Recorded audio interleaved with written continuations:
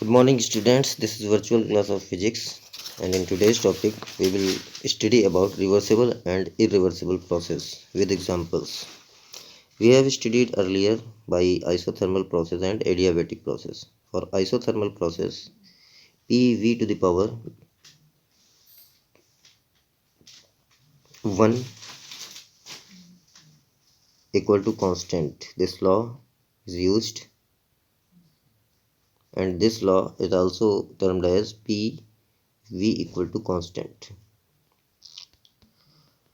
This law is known as Boyle's law. And for adiabatic process, the relation between pressure and volume termed as P V to the power gamma equal to constant. This is known as Poisson's law. Now, what are reversible process? The process which can be retraced in opposite direction by reversing the controlling parameters P, V and T, pressure, volume and temperature. If we reverse the pressure or volume or temperature, then process can be retraced. Then the process is said to be reversible. For example, isothermal expansion. Suppose that a gas is filled in a container and we increase the temperature of the gas. Then the gas filled in the container will expand, and suppose that the walls of the containers are conductor. So heat produced inside the conductor can be transmit into the environment, into its surrounding. So therefore this process will said to be isothermal process, and in this process expansion will said to be isothermal expansion. So this expansion will said to be reversible process. Second example, if resistance offered by electrolyte is 0, suppose that a cell is given and the material filled in the cell which offered resistance is called electrolyte. So if resistance of electrolyte are equal to 0, then electrolysis can also be considered as reversible process. You know what is electrolysis process? Suppose that if we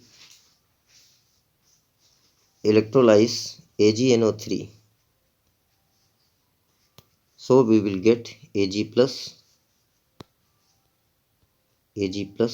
and NO3 minus. This process is known as electrolysis. So this electrolysis can be considered as reversible if resistance is 0. If resistance is 0, of where this resistance is of the resistance of electrolyte. Now irreversible process.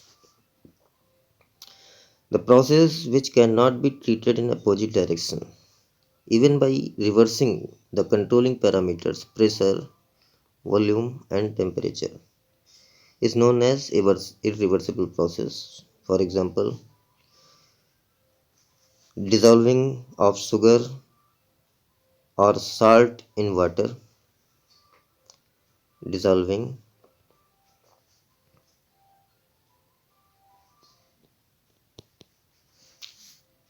dissolving sugar, dissolving of sugar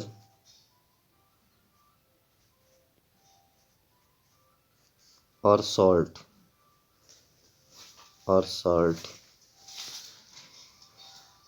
in water in water. This process will said to be irreversible process because we cannot get the dissolved sugar or salt in water into its fundamental state. Example number 2, production of heat due to friction is also said to be irreversible process. Suppose that due to friction heat is produced, then this process will said to be irreversible process because friction is non-conservative force. Third example, rusting of iron is an irreversible process. You know, the pieces of iron rusted, then a brown color is appeared on the piece. So rusting of iron is an irreversible process. Number 4, transfer of heat from hot body to cold body is irreversible process. If suppose that there are two bodies, hot body and cold body, and heat is transferred from hot body to cold body, then this process will said to be irreversible process because the opposite process, that transmission of heat from cold body to hot body, is not possible. So I think this irreversible process and reversible process is properly understood. Heat engine is removed from the syllabus. Now we will study about the next chapter, oscillations. In this chapter we will study about waves. So what is wave? Wave is a disturbance which advances in a medium without changing its shape. For example, progressive waves. Progressive waves are that type of wave which propagates in a medium with a constant speed. Suppose that v or angular speed omega, and if speed of the wave is constant, then wave said to be progressive. This wave proceeds with a constant speed into the medium, and the equation of the progressive wave is y is equal to a sine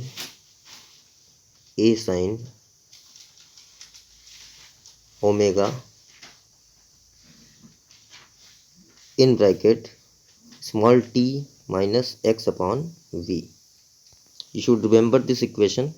In this equation, y is displacement at any time small t, a is the amplitude of the wave, omega is angular frequency, x is distance covered by the particle vibrating due to wave, and v is the velocity of the wave.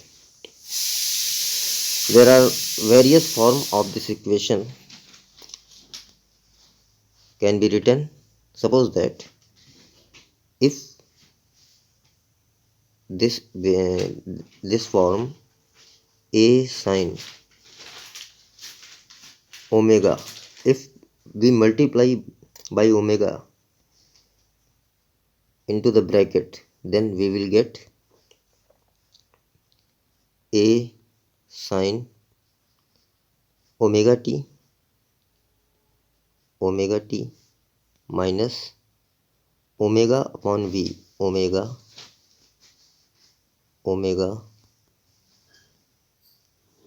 upon v into x, and omega upon v is a constant and it is known as propagation constant, and it is denoted by k. K is equal to omega upon v. We can also write omega is equal to, you know that, 2 pi n, 2 pi n, where n is the frequency of the wave, upon v is equal to, you know that, n lambda. V is equal to n lambda. If we divide n, then we will get k equal to 2 pi upon lambda. So this constant is known as propagation constant, and the equation of the progressive wave is in the form of propagation constant can be written as y equal to a sine in bracket omega t minus kx, and if we put the value of omega, which is 2 pi upon t, which is equal to, is also equal to 2 pi n, and we can also write 2 pi small n. So if we write omega is equal to 2 pi upon t and k is equal to 2 pi upon lambda propagation constant, then equation will come that y equal to a sine omega t means 2 pi small t upon capital T minus kx means 2 pi x upon lambda. So we will get y equal to a sine 2 pi can be taken as common, small t upon capital T minus x upon lambda. This is another form of the equation, and what is the relation between phase difference and path difference? So what do you mean by phase? First of all, we will study about phase. Phase is the position of any instant of the particle vibrating due to the wave. Suppose that this wave goes, suppose that any wave goes in the direction of x direction, of positive x direction, and due to this wave particles of the medium, suppose that 1 2 3 4 5 6 and so on, vibrates due to this wave, and the particular position at any instant of the particle is said to be its phase. It is denoted by an angle. So phase difference is the difference between the angles, and it is denoted by delta phi, and path difference is denoted by delta x. Suppose that you can see that second particle is at a distance, suppose that small x, and then after it's, suppose that this distance is x1, and after a short time the distance covered by the particle is x2. Then what is the difference between these distances? X2 minus x1, and this difference is said to be path difference. So what is relation between path difference and phase difference? So you know that phi is equal to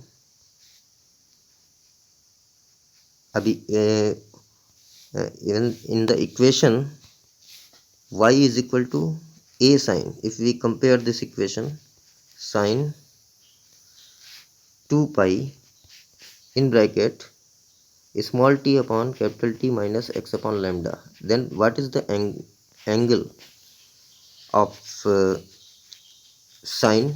This angle is said to be phase. Suppose that phi 1 equal to 2 pi in bracket small t upon capital T minus x upon lambda.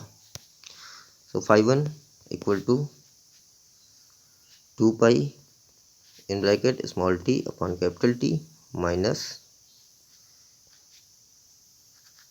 x1 upon lambda, where small t is the particular instant and capital T is time period.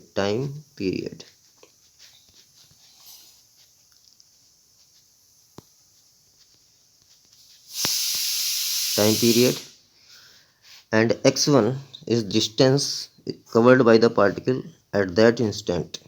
So similarly we can write phi 2 equal to 2 pi in bracket small t upon capital T. Small t is particular instant and time period will be constant and distance will be changed. X2 upon lambda is also constant. Lambda is wavelength of the wave. X2 upon lambda. If we take difference between phi 2 and phi 1, it is denoted by delta phi 2 minus phi 1. So we will write 2 pi in bracket small t upon capital T minus x2 upon lambda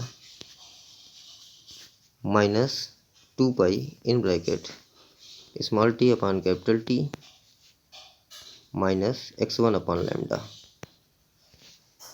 lambda. So we can take common 2 pi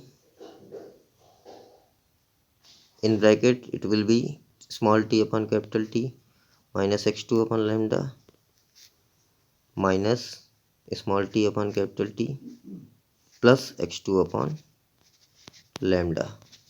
So these terms will be cancelled out and we will get delta phi equal to 2 pi delta x, or we can write x1 minus x2 upon lambda, and it can be written as delta phi equal to 2 pi upon lambda into delta x. This is the relation between phase difference and path difference. And in our next video we will study about some other topics related to waves and oscillations. Till then, keep watching. Thank you.